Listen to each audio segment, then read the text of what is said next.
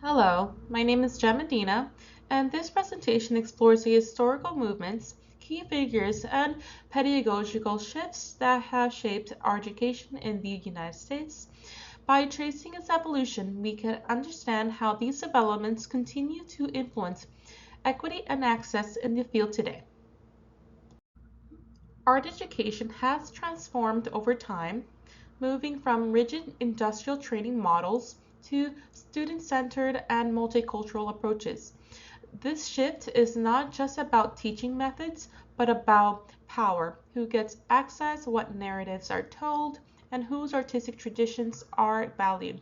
As Rivers argues in Expressions of the Oppressed, using critical pedagogy in art education to disrupt systems of oppression, art education has lacked critical study in relation to politics, agency, and social justice, reinforcing a tradition that prioritizes technical mastery over critical engagement. This presentation examines key movements and figures that shaped these transitions. One of the earliest formal policies in the U.S. art education was the Massachusetts Drawing Act of 1870, which mandated drawing instruction in public schools.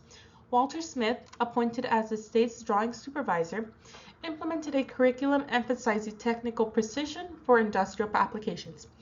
However, this system upheld Eurocentric values and excluded non-Western artistic traditions.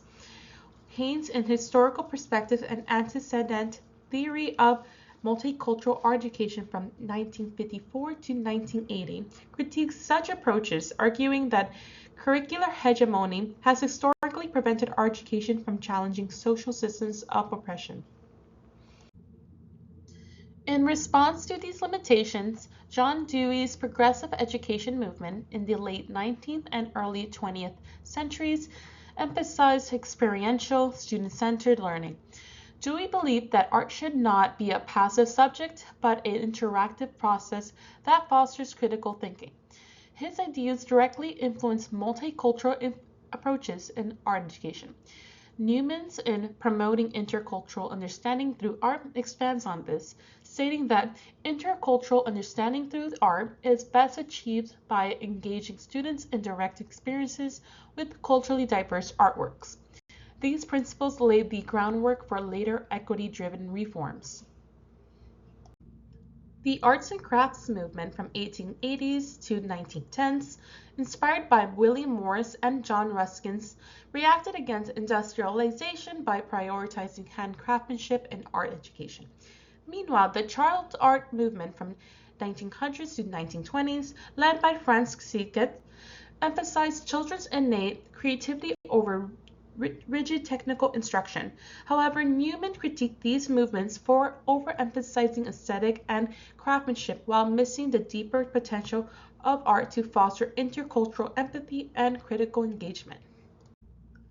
By the mid-20th century, art education began to incorporate multicultural perspectives. Manuel Barkin was among the first to push for an inclusive curriculum that reflected diverse artistic traditions. This shift aligned with Lardson's Billings' concept of culturally relevant pedagogy, discussed in Culturally Relevant Pedagogy 2.0, aka the Remix, where she states that students must see themselves reflected in the curriculum in order to fully engage in learning. However, the introduction of discipline-based art education in the 1980s attempted to standardize art instruction by incorporating art history, criticism, aesthetics, and studio practice. While this legitimized art education in the academic institutions, it was also critiqued for maintaining Western dominant narratives. Haynes explains, a key failure of discipline-based art education is its inability to move beyond Eurocentric frameworks, despite its goal of providing a more structured art education. While institutional models evolved, community-based initiatives also played a critical role in expanding access to art education. Two influential figures in this regard were Victor D'Amico and Augusta Savage. D'Amico as MoMA's first director of education, develop innovative programs that encourage hands-on learning. His Children's Art Carnival from 1942 to 1969 emphasized creative exploration through play, aligning with Dewey's principles of experiential learning. Leaks in Art as Social Practice, Exploring the Contemporary, describes this approach as a art as social practice wherein the art-making process becomes an avenue for community engagement and transformation.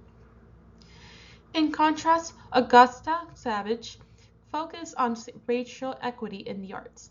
She founded the Harlem Community Art Center in 1937, providing free instruction to Black artists at the time when mainstream institutions excluded them. Buffington and Bryant, in Changing Practice, Culturally Sustaining Pedagogy in Art Education, connect Savage's work to a culturally sustaining pedagogy, arguing that educational models must actively validate and nurture the cultural identities of marginalized students rather than simply incorporating them as an afterthought. Together, these efforts highlight the power of community-driven art education in challenging systemic inequities. The evolution of art education reveals an ongoing struggle between institutionalized and grassroots approaches. While art education has progressed from industrial models to more inclusive frameworks, systemic inequities remain. As Rivers states in Expressions of the Oppressed, art education cannot be separated from the larger socio-political structures that shape it. Without a critical lens, it risks perpetuating the very inequities that it seeks to challenge.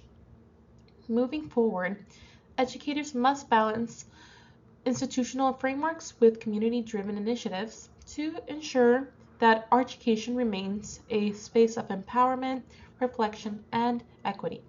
Key question we must ask ourselves is, how can we sustain both institutional and grassroots models to ensure culturally inclusive and equitable art education for future generations? The following references provided the foundation for this presentation, incorporating key scholars, archival images, historical sources that trace the evolution of art education. These sources highlight the contributions of educators like Augusta Savage, Victor D'Amico, and Manuel Barkin, as well as a critical discussion on pedagogy, inclusion, and community engagement in the arts. Thank you for listening to this presentation.